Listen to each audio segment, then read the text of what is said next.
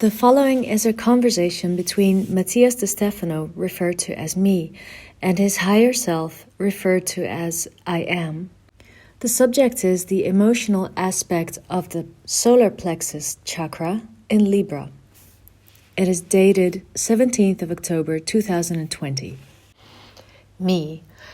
The solar plexus is defined by emotions, but above all by emotional ties, the interconnections that a being has in relation to others.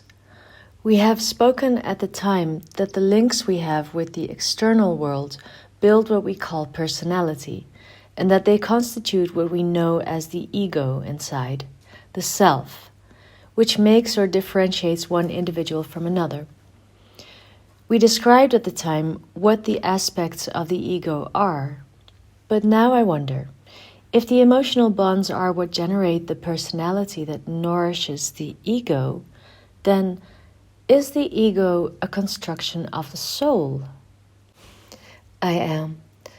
The universe is vibration, and the waves of this vibration have given rise to energy. Therefore, from the point of view of what has already been created, we could say that the universe is energy. Everything is interconnected by energetic bonds because everything is energy. We call these interconnections positive and negative energy magnetic bonds, but both are energy after all. In other words, there are no links of energy, but rather the same energy interacting with its aspects. Do you understand the difference? Me. I think so. As we have described at the time in relation to the sea, the different types of energy are currents of warm or cold water that interact, creating whirlpools, waves. But despite dividing it conceptually, they are still the same sea, the same waters. I am. Exactly. It is the same water manifesting different aspects of itself, which interacts to generate a movement. Thus, what you call energetic bonds between different people are not separate bonds that unite with separate individuals, but are currents that interact with the same organism that has been expressed in different parts. Like your own body, having different organs that interact with each other. The key that each organ, muscle, nerve, everything that is in you works harmoniously. It is not in teamwork, but in the notion that everything is one, you. Each cell that is divided in your body does not interpret the other as a different one, but as an extension of itself. This allows them to easily interact with each other. Therefore, it is not necessary for the heart to agree with the spleen to purge the blood, or for the brain to meet with the intestine to tell it what it needs. The interconnectivity of all makes everyone know what is necessary for the whole, since they function as a unit. The concept of links between people is the same. Each person is a cell in a single body called humanity, and they interact with each other by nature. They are called to exchange data in order to expand, whether biologically, emotionally, or intellectually. However, with the perception that the aspects of a being are rather the things that separate beings, humanity has created the concept of emotional ties to understand the organic interaction of groups. Thus, each human cell develops a specific tool to carry out this interaction, in the same way that the proteins and enzymes of a cell are specified in concrete tasks. We call that personality, and the set of all these attributes of a cell is known as the ego. Me. We talked about the fact that the ego is not something bad, but precisely that the construction of attributes that allow an individual to interact with the other beings around him, like a kind of armor that separates us from the others, strengthening what we are in a concrete time and space. Thus, the ego is understood as a relationship and self-reference mechanism. However, ego concepts can be taken negatively. If the ego then is an energetic construction of the soul, what can the soul do to have a balanced ego? I am. Find the usefulness of your egoism and your egocentrism. Me. The two things that everyone tries to avoid, you say should be balanced rather than eradicated, no? I am. In a universe that recycles energy, eradicate or discard are absurd ideas. Ego means I in Latin and Greek. Centrism comes from center, meaning that it means the ability of the self to position itself in the center of things, while ism comes from the Greek movement, that is, the ability of the self to move from one place to another, to get out of the center to move around. Tell me, if you exist because of the consciousness of the I, what will you do if you eradicate both concepts? Me. Of course, I wouldn't have anything left. I would not exist. If I deny egocentrism, I'm basically saying that what I have to do is get out of the center, move to another position, and inevitably I would be being egoist. But if I deny egoism, what I am saying is that I should remain still in my center, in my axis, which would inevitably lead me to egocentrism. It's a dead-end system. It has no escape. It's paradoxical. I am. What a trap, no? That is to say that there is nothing you can do in existence other than being in the center or moving from the center. So the only way out is to cease to exist. Me. Sure, the void would make it not be in the center or anywhere. I am. Therefore, when a person is in search of the real essence of existence, they must inevitably face nothingness, the void, since it is the only sight from which a neutral perspective of existence can be taken. Me. Stop existing in order to be. It's quite paradoxical. I am. It's quantum. Do you know what quantum means? Me. Quantum mechanics? No, I do not know.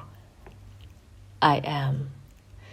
It means how much. Me. Is a question? I am. Physics has no idea what is the minimum amount of energy generated by the smallest radiations of existence. It is not known. It cannot be measured logically. So, the question was raised, how much, which in Latin means quantum. Me.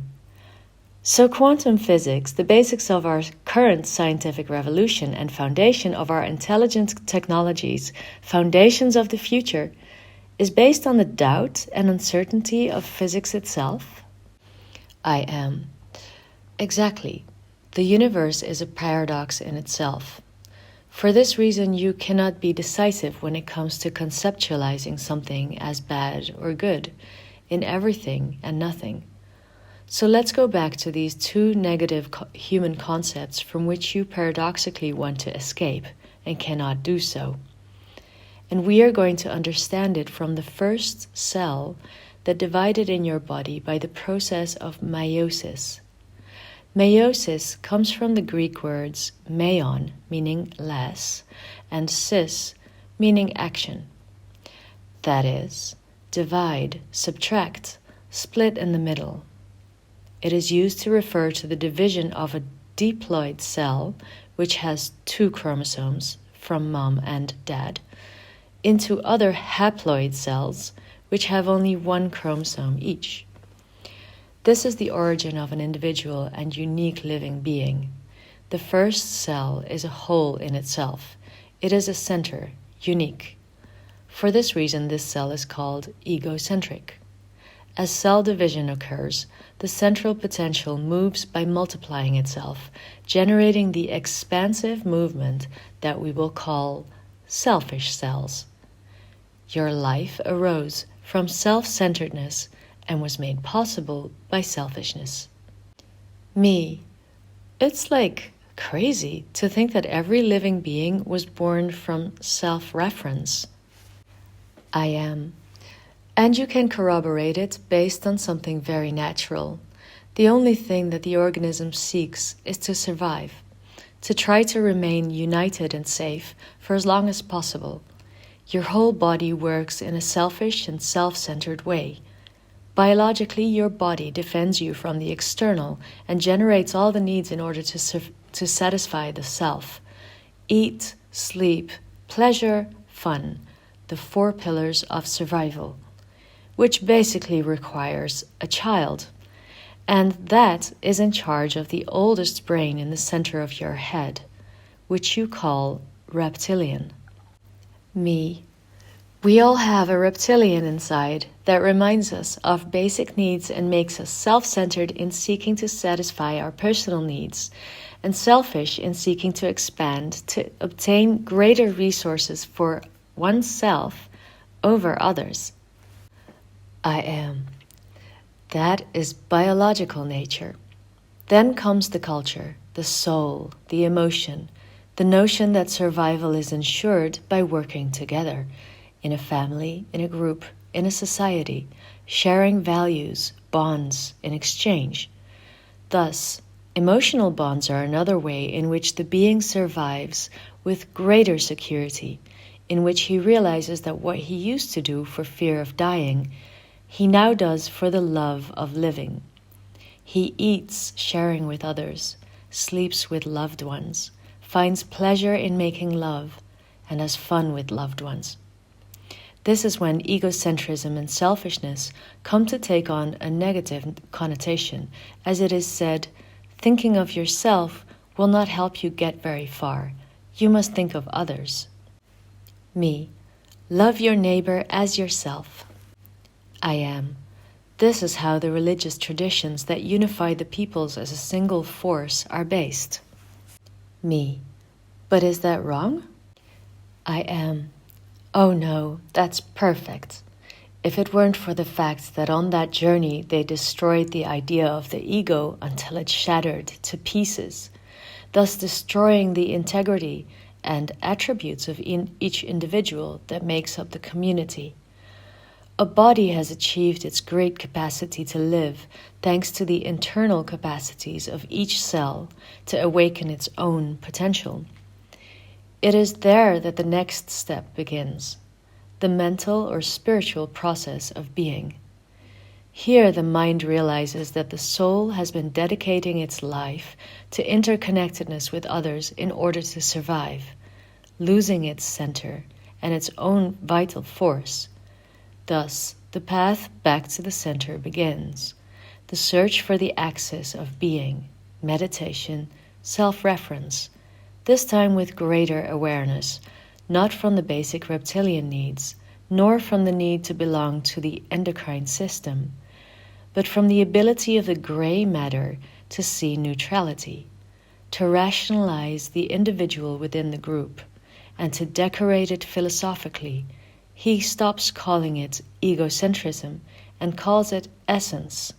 He stops calling it egoism, to be known as empowerment of the self. Me. But they are the same. I am. Of course they are the same, only in a higher octave of consciousness, or rather, 2 higher octaves, passing the biological and the emotional.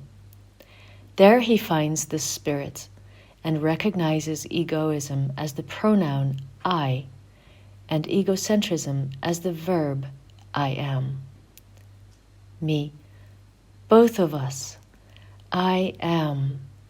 So, both concepts between which we usually debate in life are not impediments but stages in the development of being. I am. Exactly. You cannot fight against your past or your present. You can only take them as basis, tools and sustenance for your future. The question would be, what future do you hope to build?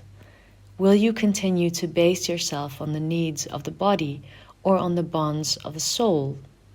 Or will you go further and use those needs and bonds as tools for the awareness of your spirit? Me. We are here for consciousness, right? I am. Then return to the center, and when you have relocated in it, in the essence of your self, expand it to the world in your spiral movement. Thus, from consciousness, you will free yourself from being the heavy preconceptions of your ego to convert them into the qualities of your being. Me. I am center. I am movement.